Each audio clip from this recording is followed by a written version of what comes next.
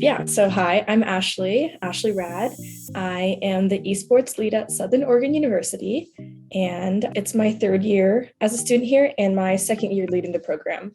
I've been playing video games my whole life. Started off with a DS and a Wii, like all the beginning consoles. When I got older, I didn't play as much anymore, and then came to SOU and they had an internship available for the esports team. They were kind of passing around the idea of starting a team and having more like digital media and like classes around that whole field. So I applied, they hired me for the internship. What they didn't tell me was it was a brand new team and I'd be the one building it with them. That was definitely a challenge and a really confusing first year going into, I didn't even know what esports was until I got hired. Yeah, it's just a bunch of people doing a lot of research. Yeah, so we have a minor program that's also pretty new. It started 2 years ago as well. Esports management minor. It's a really cool class. You take a few classes in management, esports ethics, and I took the classes, I liked it. And then we have the team which I run. So in the team, we have Apex Legends, League of Legends, Rocket League, and Valorant. It has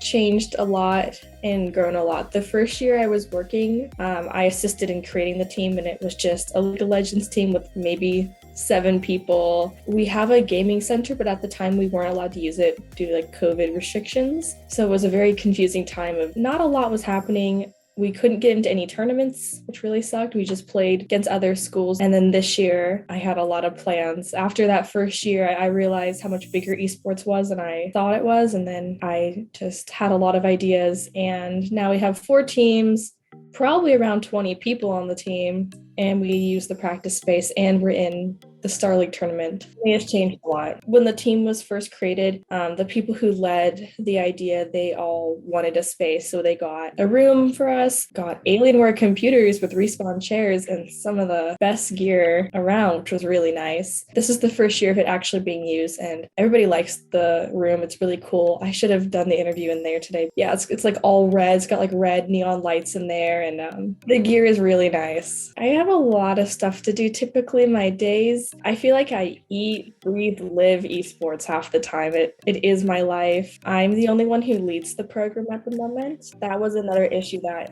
came up when the team was first created, is there were a lot of people behind it that wanted to support it, but it happened right when COVID started, so that support kind of disappeared. And since then, it's been really hard to get a lot of people on. But leading it to just being me does get a little hectic. So my day-to-day, I'm a student as well still.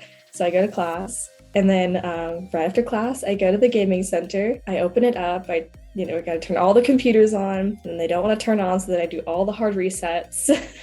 Then getting the teams to show up. Each team has their own practice days, so then getting them to come, check in for the tournaments, and then talking with the other schools. I talk to a lot of people. It is hard. It can be really challenging sometimes.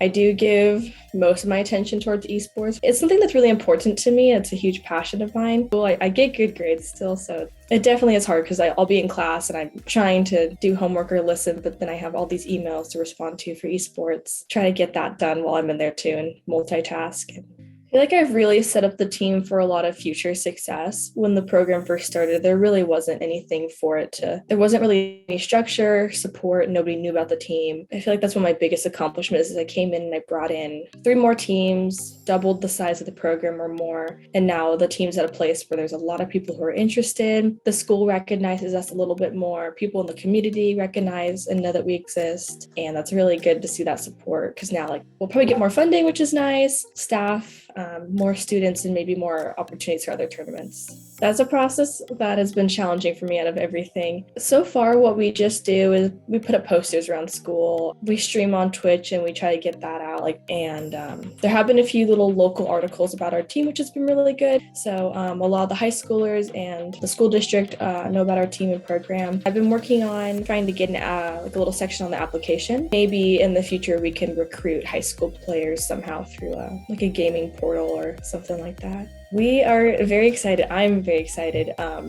NACE is one of my biggest accomplishments in esports at the moment, which I know sounds silly, but we got one of those applications for one free spot, and I was very, very happy about that. Our team has limited resources and funding, so the fact that we got this term free is very thankful. So it's been a really good time learning how NACE works. It's been really cool to be a part of.